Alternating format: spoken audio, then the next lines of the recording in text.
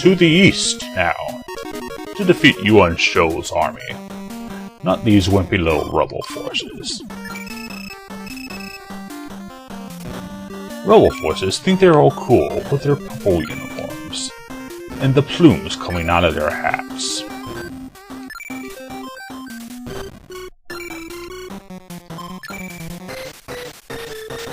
Rebel forces are like that annoying kid at school. The one you always beat up. You did not beat up any kids in school? You lie. For we are all mighty warlords here. There's nothing to be ashamed of. Retreating is simply walking away. And speaking of walking away, I should be moving to this castle. Lu Guang, he thinks he's horrible, and he is. Besides being a jerk, he has the mighty tactician with him, Xin Pei. He also has a friend. And midgets. So let's beat the crap out of him. First we beat his tactician, then we beat him. And water tactics will be used. So flood your motions. Flood your enemies. Flood them upside the yin-yang.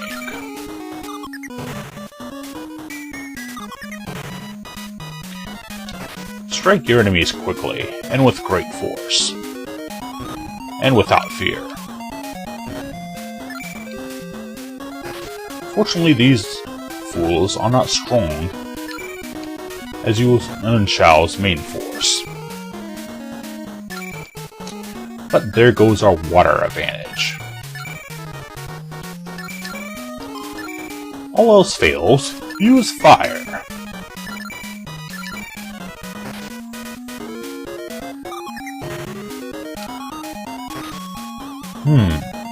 Seems that fire is not as good as I would like it to be. But regardless, we shall win.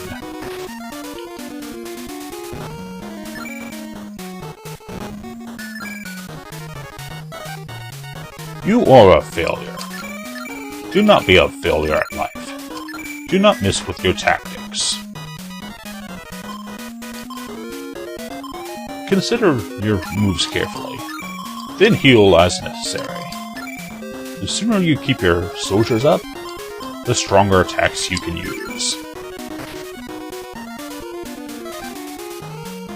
And then that happens.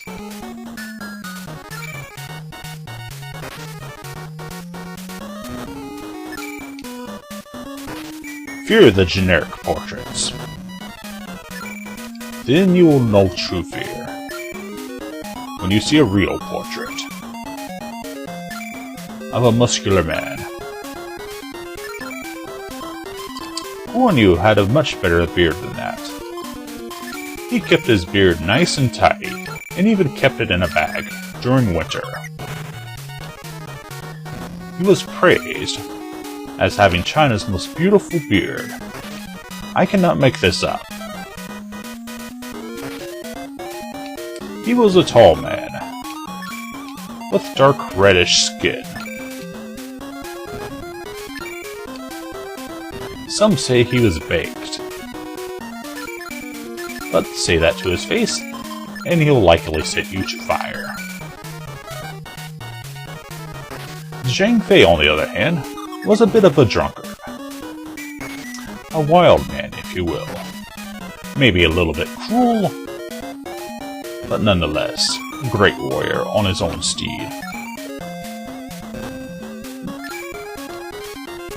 Just don't play chess against him. Make sure you lose. Because I'm sure you don't want to get in an arm wrestling match with him.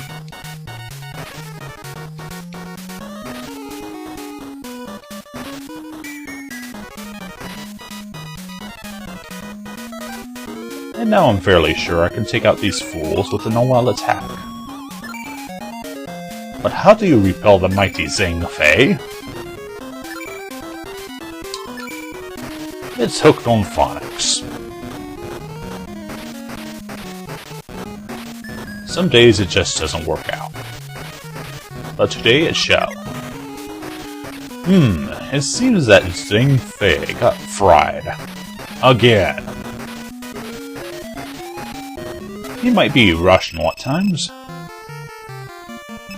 but we shall steal their rations and feed them to our army. Tongzang. Sounds like stronger water to me. And let us recover a little bit.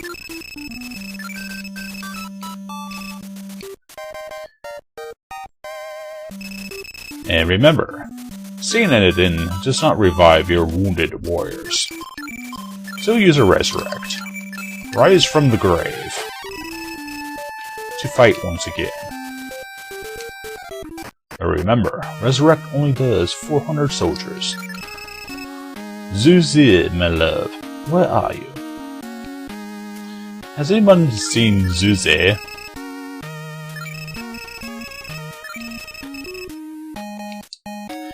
We'll just have to push her out of the way. Are you kidding me? Even the mighty Zhang Fei cannot push a girl out of the way? Yes, I have. Who is Danfu? We should find this Danfu. Not to be confused with Kung Fu. And of course we still have our various items. Nothing new, but a good place to restore nonetheless. Speaking of nonetheless,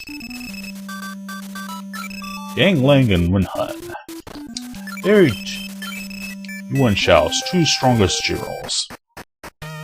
They're like Guan Yu and Zhang Fei, except stupider, and not quite as strong.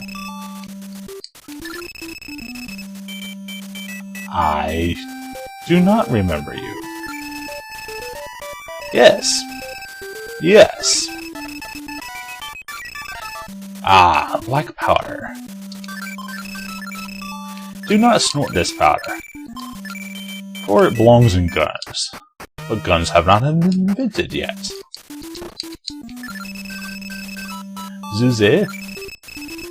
He is known by Danfu. That should be useful. But do you remember that one cave that we visited earlier? That was Wakai Rocks. Perhaps that shall give us a clue on this Danfu Zuze, whatever his name is.